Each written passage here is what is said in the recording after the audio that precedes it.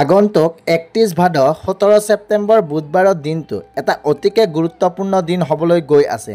কাৰণ একেটা দিনতে এই বছৰ ইন্দিৰা একাদশীৰ লগতে একেটা দিনতে পৰিছে ভাদ মাহৰ দুমাহী। আৰু আমি সকলোৱে জানো এই ভাদ মাহৰ দুমাহীতে সূৰ্য কন্যা ৰাশিত প্ৰৱেশ কৰে আৰু এই দিনটোতে হয় বিশ্বকৰ্মা পূজা। এই ইন্দিৰা একাদশী আৰম্ভ হ'ব আগদিনাখন 30 ভাদ ৰাতি 2:48 আৰু থাকিব বুধবাৰ 31 ভাদ ৰাতি 1:25 ফলত উদয় তিথি মানি ইন্দিৰা একাদশী পালন হ'ব আগন্তুক বুধবাৰৰ দিনটোত তথা একেলগতে এইদিনা ভাদ মাহৰ দুমাহী হোৱাৰ বাবে বিশ্বকৰ্মা পূজাও সম্পন্ন হ'ব। এইদিনা বিশ্বকৰ্মা পূজা সকলোতকৈ শুভ সময় হ'ব ৰাতিপুৱা 5:27 পৰা ৰাতিপুৱা 7:02 তথা ৰাতিপুৱা 9:31 পৰা ৰাতিপুৱা 11:10 এই সময়ছোৱা অমৃত যোগ থাকিব। সেয়েহে এই বছৰ বিশ্বকৰ্মা পূজা কৰিব বিচাৰিলে এই সময়খিনিত আপোনালোকৰ বাবে সকলোতকৈ উত্তম। ইয়াৰ উপৰিও উক্ত দিনা ভাদ মাহৰ দুমাহী হোৱাৰ বাবে বহুতে ঘৰত শ্ৰী শ্ৰী সত্যনাৰায়ণ পূজাৰো আয়োজন কৰা হয়। বন্ধু বান্ধৱীসকল, ভাদ মাহৰ দুমাহীটো এটা অত্যন্ত গুৰুত্বপূৰ্ণ দিন। তাৰ লগতে উক্ত দিনটোতে এই বছৰ ইন্দিৰা একাদশী হোৱাত এটা মহাসংযোগৰ সৃষ্টি হৈছে। সেয়েহে এই দিনটোত বিশ্বকৰ্মা পূজা একাদশীৰ ব্ৰত পালন কৰকেই বা নকৰক, কিন্তু এই কামটো পাৰিলে অৱশ্যেই কৰিবলৈ চেষ্টা কৰক। প্ৰিয় বন্ধু বান্ধৱীসকল, আজি এইটো ভিডিঅ'ত মাধ্যমেৰে আপোনালোকক জনাবলৈ চেষ্টা কৰিম এই ভাদ মাহৰ দুমাহীৰ দিনা হোৱা বিশ্বকৰ্মা পূজাৰ দিনা আমি কোনটো কাম অৱশ্যেই কৰাটো প্ৰয়োজন। সেয়ে ভিডিঅ'টো মনোযোগ সহকাৰে চাওক, আশা কৰোঁ আপোনালোক উপকৃত হ'ব।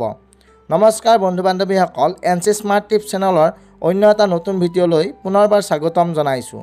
বন্ধু বান্ধৱীসকল, দেৱশিল্পী বিশ্বকৰ্মা হৈছে এই বিশ্বৰ স্থপতি তথা বিশ্ব খনিকৰ।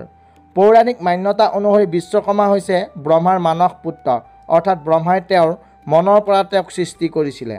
সেইবাবে বিশ্বকৰ্মা হৈছে সৃষ্টিৰ প্ৰথম কাৰিকৰ, যিয়ে দেৱতাসকলৰ বাবে স্বৰ্গ ৰাজ্য, সমস্ত দেৱ দেৱীৰ বাবে অস্ত্ৰ শস্ত্ৰ তথা বিভিন্ন উল্লেখযোগ্য স্থাপত্য নিৰ্মাণ কৰিছিল। আপোনালোকে জানিলে আচৰিত হ'ব, ৰাৱণৰ বাবে যি স্বৰ্ণলংকা বনোৱা হৈছিল সেয়া বিশ্বকৰ্মা দেৱে বনাইছিলে। তাৰোপৰি ভগৱান শ্ৰীকৃষ্ণৰ দ্বাৰকা নগৰো বিশ্বকৰ্মাৰ সৃষ্টি। দেৱতাসকলৰ বিমান, ইন্দ্ৰৰ বজ্ৰ তথা পুৰীৰ জগন্নাথ আৰু সুভদ্ৰাৰ মূৰ্তি সকলোবোৰ বিশ্বকৰ্মা দেৱে সৃষ্টি কৰিছিলে। সেয়েহে তেওঁ হৈছে এই মহাবিশ্বৰ প্ৰথম কাৰিকৰ। এনেকুৱা এখনো ঘৰ নাই য'ত বিশ্বকৰ্মাৰ যন্ত্ৰপাতি ব্যৱহাৰ কৰা নহয়। সেয়া লাগিলে কাৰখানাই হওক, টিভিয়ে হওক, চাইকেলে হওক বা বিভিন্ন যন্ত্ৰপাতিয়ে, যান বাহন সকলোবোৰ বিশ্বকৰ্মাৰে অৱদান। আৰু এইকাৰণে আমি ভাদ মাহৰ দুমাহীৰ এই পবিত্ৰ দিনটোত বিশ্বকৰ্মা পূজাৰ লগতে এইসমূহ যন্ত্ৰপাতিৰ পূজা কৰোঁ। আপোনাৰ ঘৰতো যদি নিজৰ এখন চাইকেল থাকে তেনেহ'লে উক্ত দিনা আমি ভালদৰে চাফ চাফাই কৰি মালা পিন্ধাই পূজা কৰোঁ। আচলতে এই বিষয়টো আমি বিশ্বকৰ্মা দেৱৰ উদ্দেশ্যে কৰি নিজৰ অজানিতে কৰি থাকোঁ। কিন্তু বন্ধু বান্ধৱীসকল, আপোনালোকে বাৰু জানেনে বিশ্বকৰ্মা পূজাৰ দিনা আমি কিছুমান কথা মানি চলিব লাগে। যদি ঘৰত আপোনালোকৰ যিকোনো প্ৰকাৰৰ যন্ত্ৰপাতি বা যান বাহন থাকে তেনেহ'লে এই বিষয়সমূহ অৱশ্যেই বিশ্বকৰ্মাৰ দিনা এই ভাদ মাহৰ দুমাহীৰ দিনা মানি চলিব লাগে। বিশেষকৈ এটা কাম আমি অৱশ্যেই কৰিব লাগে, সেয়া হৈছে যদি আপোনালোকৰ ঘৰত যিকোনো প্ৰকাৰৰ যন্ত্ৰপাতি থাকে বা কোনো প্ৰকাৰৰ যান বাহন থাকে তেনেহ'লে অৱশ্যেই কিন্তু এইদিনা সকলো যন্ত্ৰপাতি যান বাহন ধুই পখালি পৰিষ্কাৰ কৰি ৰাখিব। বন্ধু বান্ধৱীসকল, দ্বিতীয়তে যিটো বিষয়ে ক'ম সেইটো হৈছে অত্যন্ত এটা গুৰুত্বপূৰ্ণ বিষয়। বিশ্বকৰ্মা পূজাৰ দিনা যদি সম্ভৱ হয় তেনেহ'লে অৱশ্যেই নতুন কিবা যন্ত্ৰ বা কল কাৰখানাৰ কাম আৰম্ভ কৰক বা প্ৰকল্পৰ কাম আৰম্ভ কৰক। এই দিনটো অতিকে এটা শুভ দিন।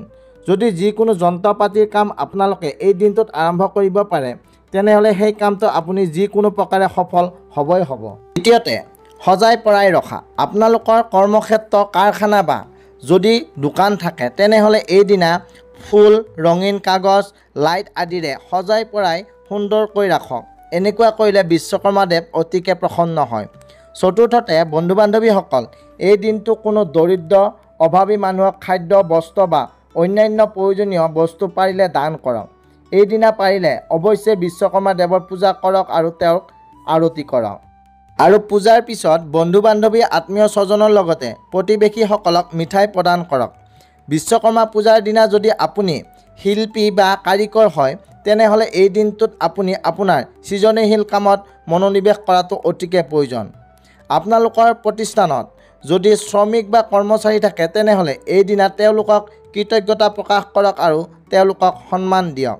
তাতোতকৈ এই দিনটোত সকলোতকৈ গুৰুত্বপূৰ্ণ কামটো হ'ল নিজৰ কৰ্ম আৰু পেছাৰ প্ৰতি সন্মান প্ৰদৰ্শন কৰা আৰু ইয়াৰ প্ৰতি সম্পূৰ্ণ নিষ্ঠা আৰু সততা বজাই ৰখা অংগীকাৰ কৰা। কাৰণ বিশ্বকৰ্মাদেৱ হৈছে পৰিশ্ৰম আৰু কৰ্মৰ প্ৰতীক। সেইবাবে এই দিনটোত আপোনালোকে কামৰ প্ৰতি নতুনকৈ শ্ৰদ্ধা আৰু ভালপোৱা যতনাই ৰাখক আৰু কৰিবলৈ চেষ্টা কৰক।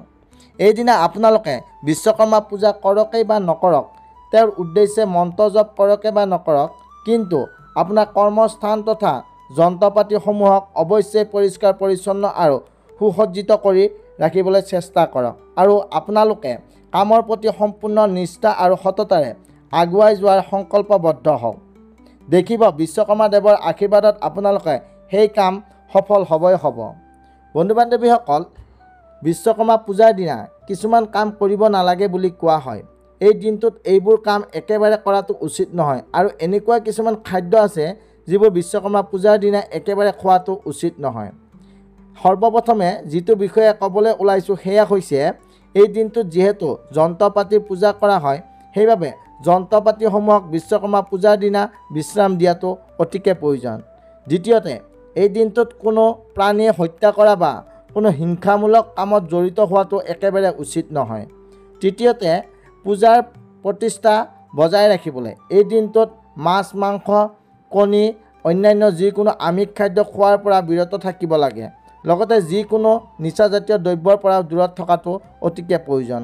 চতুৰ্থতে, বিশ্বকৰ্মা পূজাৰ দিনা নিজে অথবা কৰ্মক্ষেত্ৰক কেতিয়াও অপৰিষ্কাৰকৈ ৰাখিব নালাগে। প্ৰিয় বন্ধু বান্ধৱীসকল, আশা কৰোঁ আজিৰ এই ভিডিঅ'টোৰ মাধ্যমেৰে আপোনালোকে বিশ্বকৰ্মা পূজাৰ দিনা কি কি কৰিব লাগিব আৰু কি কি কৰিব নালাগে তাৰ বিষয়ে অৱগত হ'ল। যদি ভিডিঅ'টো চাই ভাল পালে তেনেহ'লে নিশ্চয়কৈ এটা লাইক কৰিবলৈ নাপাহৰিব আৰু যদি আমাৰ চেনেলটো এতিয়া ছাবস্ক্ৰাইব কৰা নাই তেনেহ'লে ছাবস্ক্ৰাইব কৰি কাষত থকা বেল আইকনটো প্ৰেছ কৰি দিব।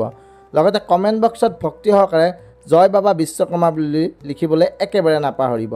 অন্য এটা নতুন ভিডিঅ'ৰ সৈতে পুনৰ লগ পাম, তেতিয়ালৈকে আহিছোঁ, ধন্যবাদ।